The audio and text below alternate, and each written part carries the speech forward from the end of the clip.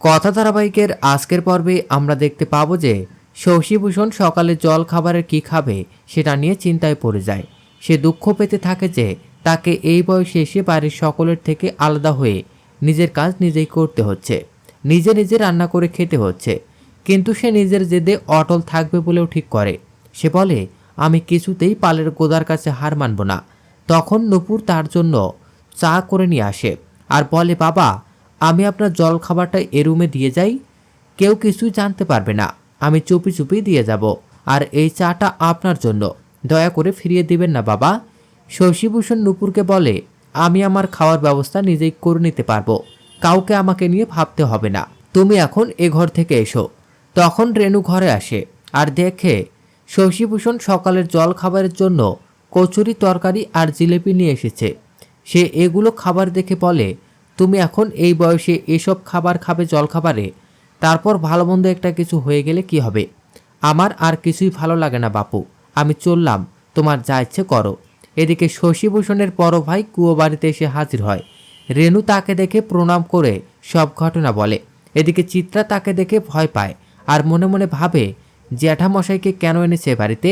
ওনার কথায় বাবা আবার রাজি হয়ে যাবে না তো? রেণু বলে, আপনার ভাই অতিথিদের ঘরে আছে, সে সেখানে রান্না করে খাচ্ছে, আসুন দাদা দেখবেন, আসুন ঘরটার কি অবস্থাটা করেছে। এদিকে এভি কথার হাত টান দিয়ে পাশে সরিয়ে নিয়ে বলে, তুই কিন্তু তোর জায়গা থেকে নড়বি না, এই সো এভ যাই বলুক তুই আমার কথাই শুনবি।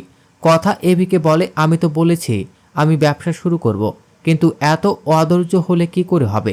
আমি কর্তা দাদুর আশীর্বাদ নিয়েই ব্যবসা শুরু করব। শশীভূষণ ঘরের দরজা আটকে কচুরি আর জিলেপি খেতে শুরু করে। তখন রেণু আর তার বড় ভাই এসে দরজা খুলতে বলে। ফণীভূষণ ঘরে ঢুকে বলে, এ কি অবস্থা করছো ঘরটার? এসব কি ছেলে মানুষই শুরু করেছো? বাবা তোমাকে এই শিক্ষা দিয়ে বড় করেছে, তোমাকে বাড়ির ছোটদের সাথে মতের অমিল হতেই পারে, তাই বলে তুমি আলাদা থাকা খাওয়ার সিদ্ধান্ত নেবে? শশীভূষণ ইশারায় কথা বলতে গেলে তার ভাই তাকে ধমক দিয়ে বলে, তুমি এসব বাদ দিয়ে আমার সাথে কথা বলো। শশীভূষণ তার ভাইকে বলে, আমাদের কোম্পানি কত বড়, সেখানে কথা জয়েন করলে তার পরিচিতি বাড়ত, সবাই তাকে চিনত, সুনাম পেত। কিন্তু পালের কোদা আমার সে কথায় রাজি হচ্ছে না। আমরা একই পরিবারের মানুষ, তাহলে কেন একই ব্যবসায় যোগ দিতে সমস্যা হবে? শশীভূষণের কথা শুনে বলে, এতে কথার সুনাম হবে না, সুনাম বাড়বে আপনার। কথা এভিকে সেখান থেকে সরিয়ে নিয়ে যায় আর বলে, এভাবে কথা বলবেন না পাচক মশাই, আমি কথা দাদুকে বুঝিয়ে সব ঠিক করে দেব।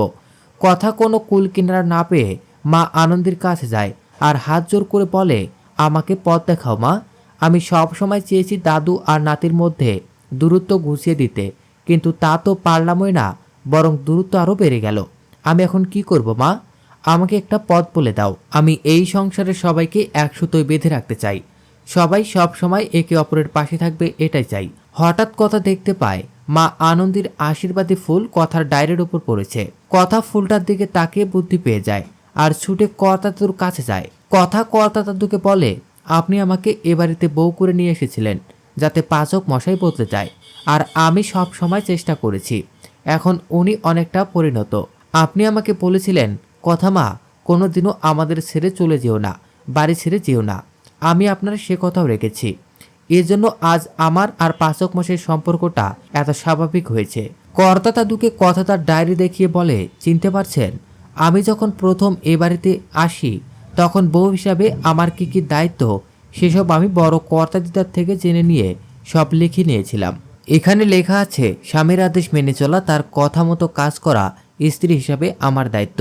আমি তো তাই করছি, কিন্তু তাও আপনি আপত্তি করছেন। আমি তো আপনাকে কথা দিচ্ছি, এ বাড়ির মধ্যে ভাঙন ধরতে আমি দেব না, সবাইকে এক সুতোয় বেঁধে রাখবো, আর আমার স্বপ্ন কথা হারবাল সেটাও পূরণ করব। কথার এসব কথা শুনে ফণীভূষণ বলে, আমি তোমাকে অনুমতি দিলাম, আমি এ বাড়িতে সব থেকে বয়োজ্যেষ্ঠ, আমি তোমাকে বলছি তুমি তোমার স্বপ্নের দিকে এগিয়ে যাও। শশীর সব ভালো, শুধু এই জেদটাই খারাপ। কথা মনে মনে ভাবে, আমি কর্তা দাদুর আশীর্বাদ নিয়েই কাজ শুরু করব। এদিকে শশীভূষণ মনে মনে ভাবে, আমি সব সময় চাই কথা মায়ের মনের ইচ্ছা পূরণ হোক, কিন্তু আমি ভয় পাচ্ছি কোনোভাবে আমার এই সংসারে ভাঙন ধরবে না তো। আগামী পর্বে দেখতে পাবো যে কথা এভিকে তার কোম্পানি কোথায় করবে সেটা দেখায়। এদিকে ম্যান্ডি প্ল্যান করে কিভাবে কথার ক্ষতি করবে। চিত্রা ম্যান্ডিকে সব রকম সাহায্য করার প্রতিশ্রুতি দেয়। তো দর্শক, এই ছিল কথা ধারাবাহিকের আজকের আপডেট। পরবর্তী আপডেট সবার আগে পেতে আমাদের চ্যানেলটি এখনই সাবস্ক্রাইব করুন।